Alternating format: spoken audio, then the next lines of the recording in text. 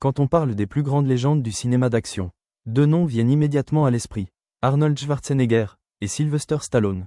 Mais réduire Stallone à un simple héros bodybuildé serait une énorme erreur. Car derrière les explosions, les coups de poing et les fusillades, se cache un acteur capable de livrer des performances bouleversantes. Aujourd'hui sur At Cinéma, nous allons découvrir les 10 meilleurs films de Sylvester Stallone. Attention, le numéro 1 n'est peut-être pas celui auquel vous pensez. Alors installez-vous confortablement, et c'est parti. Cliffhanger, 1993. On commence avec un classique du cinéma d'action des années 90. Dans Cliffhanger, Stallone incarne Gabe Walker, un secouriste de montagne rongé par la culpabilité après un accident tragique. Lorsqu'un groupe de criminels détourne une opération de sauvetage en haute montagne, Gabe est obligé de reprendre du service. Ce qui impressionne encore aujourd'hui, ce sont les scènes d'escalade. À l'époque, elles étaient réalisées avec très peu d'effets numériques. Certaines cascades sont même entrées dans l'histoire du cinéma. Entre suspense, paysages grandioses et tension permanente, Cliffhanger reste l'un des meilleurs films de montagne jamais réalisés. Demolition Man, 1993. Imaginez un policier des années 90, propulsé dans une société ultra-pacifique où personne ne sait même comment se battre. C'est le concept totalement déjanté de Demolition Man. Face à Stallone, on retrouve un méchant absolument mémorable, Wesley Snipes. Le duel entre les deux acteurs fonctionne à merveille. Le film mélange action, science-fiction et humour avec une étonnante modernité.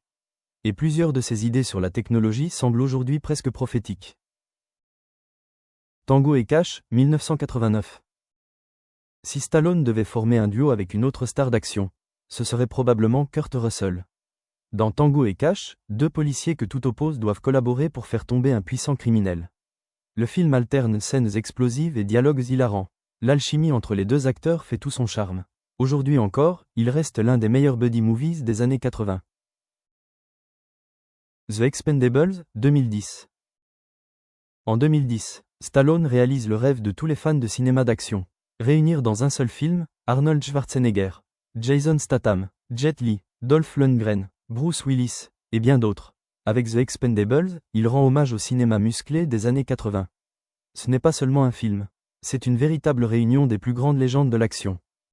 Mais maintenant, on entre dans une catégorie complètement différente. Les films qui ont marqué toute une génération. Rocky Balboa, 2006. Beaucoup pensaient que Rocky était terminé. Stallone aussi. Pourtant, il revient une dernière fois sur le ring.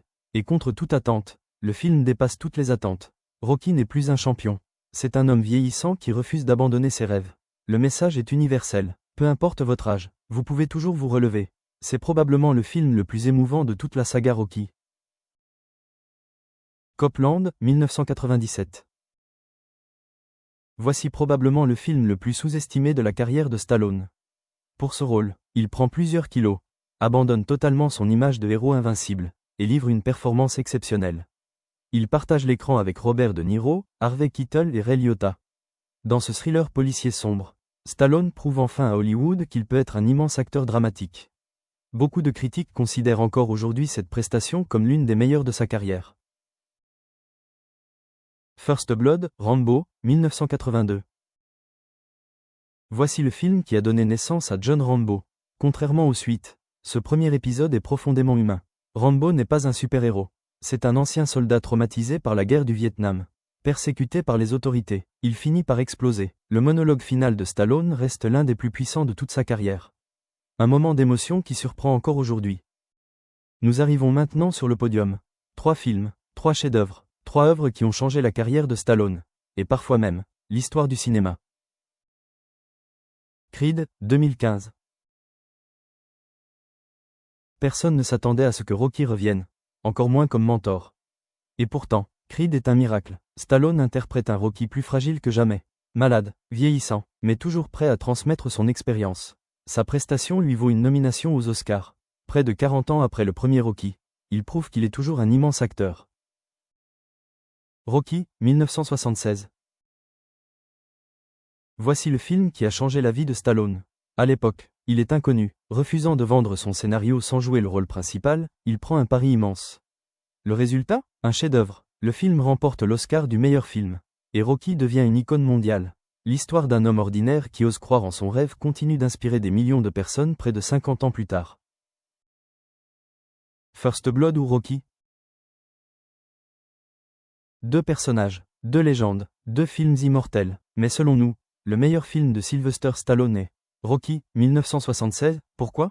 Parce que Rocky est bien plus qu'un film de boxe. C'est un symbole, un message d'espoir, une histoire sur la persévérance, sur le courage, et sur le fait de ne jamais abandonner.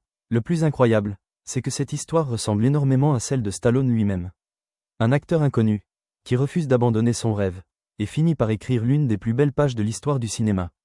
Voilà pourquoi Rocky mérite la première place. Alors, êtes-vous d'accord avec ce classement? Quel est votre film préféré de Sylvester Stallone? Avez-vous choisi Rocky, Rambo, ou un autre film comme Copland ou Demolition Man? Dites-nous votre top 10 dans les commentaires. Si cette vidéo vous a plu, n'oubliez pas de laisser un énorme like. Abonnez-vous à Cinéma pour découvrir chaque semaine des classements, anecdotes et analyses consacrées aux plus grandes légendes du cinéma. Activez la cloche pour ne manquer aucune vidéo. Et comme toujours, merci d'avoir regardé.